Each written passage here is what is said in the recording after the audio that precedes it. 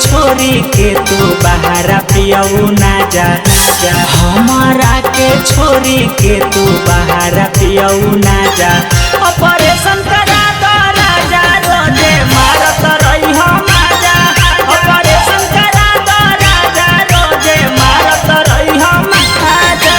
हमारा के छोरी के तू बहारा पियऊ ना जा। हमारा के छोरी के तू बहारा पियऊ ना जा।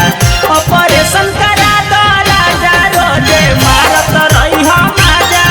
ऑपरेशन करा दो राजा रोजे मारत रही माजा।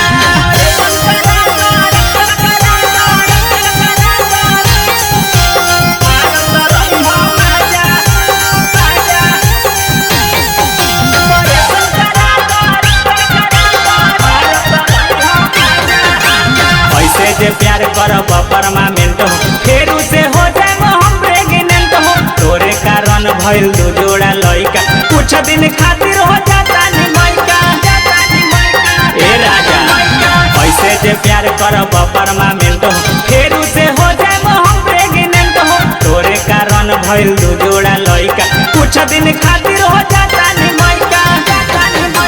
तनी देर के माजा खातिर होला बड़ी साजा। तनी देर के माजा खातिर होला बड़ी साजा।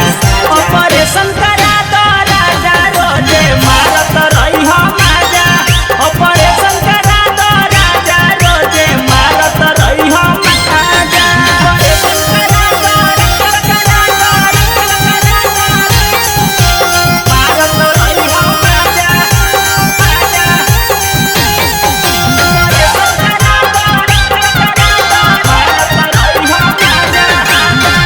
दिन राजा तू कल सबर नहीं तो हम चल जाब नहीं हर।